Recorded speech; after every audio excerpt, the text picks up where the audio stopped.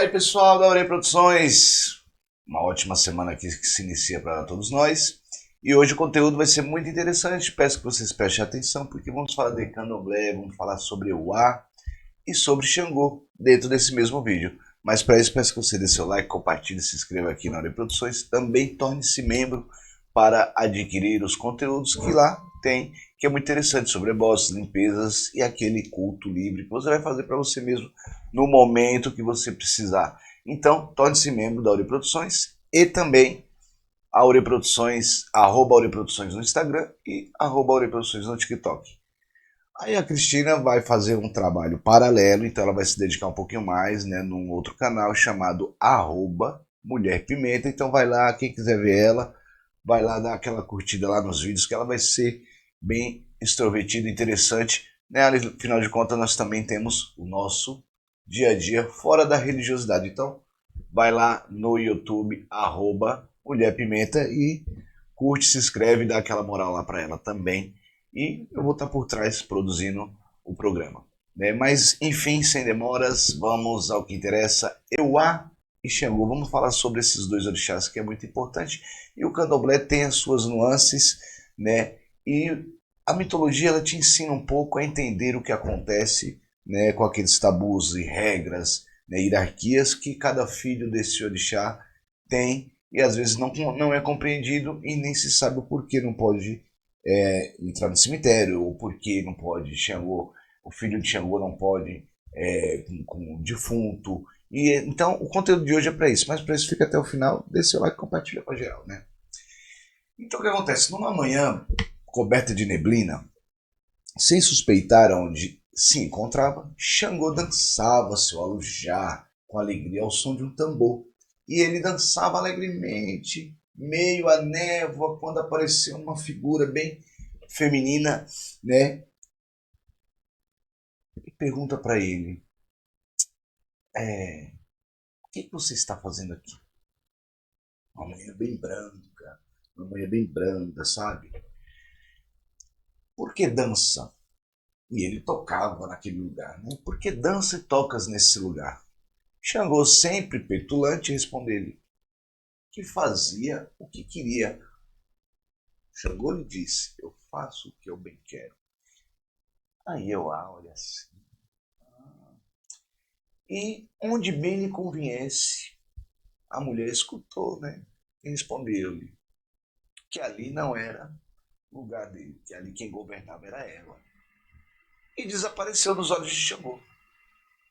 Isso chegou, continuou dançando lá, né, com toda a maestria, falando que ele fazia o que queria, que ele mandava e fazia do jeito que ele queria as coisas, porque ele era o rei de Oió, ele era o todo-poderoso, então ninguém impedia ele de fazer o que ele queria. E ali era um local que ele estava dançando já, tocando tambor, e a coisa acontecendo bem.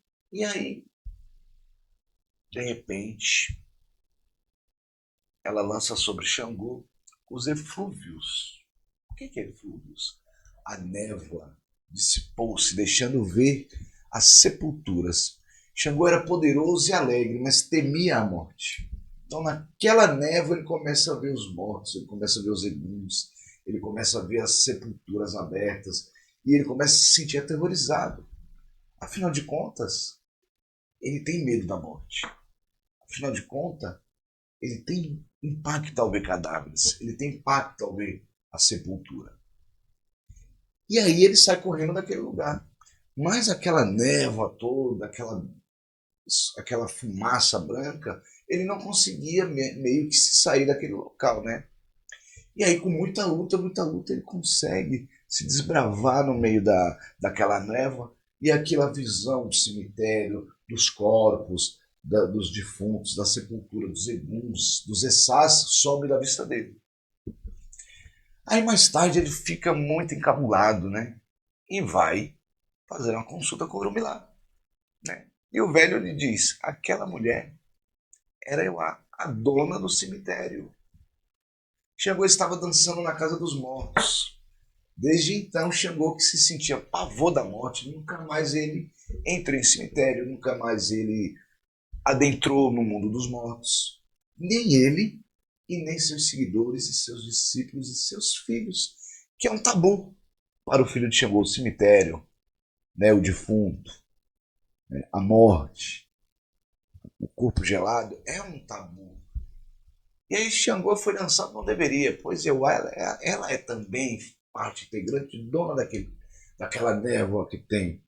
Né? O cemitério ele é uma terra não só habitada por Obaluaê, mas Euá, ela tem parte integrante daquela parte quando você vê o cemitério com as névoas, tudo meio que uma fumaça aparecendo, que isso acontece muito, aquela neblina caindo, Euá chegando para tomar posse daquela terra e receber aqueles que estão indo para Ouro. Euá está na porta do cemitério esperando aquelas almas que vai seguir para o Orum. Então ela tem esse fator primordial, tomar conta dessa parte. E Xangô, né, achou que podia fazer ele acontecer e realmente eu nessa pequena fábula e mito iorubá mostra para ele que quem manda é ela no negócio. E aí vocês peguem a concepção de que Xangô, por isso que filhos de Xangô não é muito bom estar indo no cemitério, porque pode trazer alguns problemas espirituais para ele. Então é de costume já, né? Então estamos falando de um costume, de um que vem realmente do povo iorubá e aqui se aplacou no candomblé brasileiro.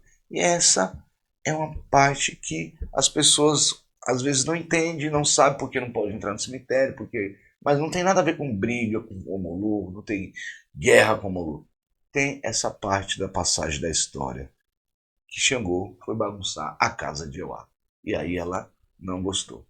Então, não não não entre em terras, né, pessoas, não só filhos de Xangô como de Ogum, como de Oxóssi, não entre em terras que você não conhece.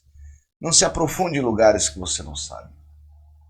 Através dessa história, desse mito, você começa a compreender que se Xangô não pode com a terra dos mortos, se os seus filhos não podem, porque ali tem um dono, e esse dono é o A também, a gente tem tabus aqui na terra que devemos seguir para a nossa vida se alinhar ainda melhor. Né?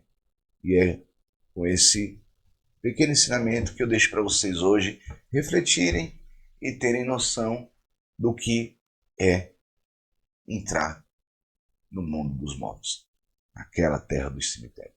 Mas se você vai no enterro, vai no velório e aí você se sentiu carregado, marca aí. Você vai usar uma folha chamada língua de vaca. Você vai usar também uma outra folha chamada pata de vaca. Você vai usar cordão de São Francisco, que são 3 folhas que você vai achar em qualquer lugar. 2 litros de água. Quina aquele banho e deixa ali. Eu vou no velório, eu vou no enterro, deixa o banho preparado. Quando você voltar do velório, do sepultamento, tome aquele banho para energizar e descarregar algum rastro que possa vir no seu caminho. E é aqui que eu me despeço desse vídeo de hoje. Eu sou Babalorixá Júnior Xoghiá, também sacerdote do culto de Exu, Bali Exu. E a gente se vê por aí em um outro vídeo. Axé Ireu, Urumilabeu, Mutumbá, Saravá, a todos. Axé.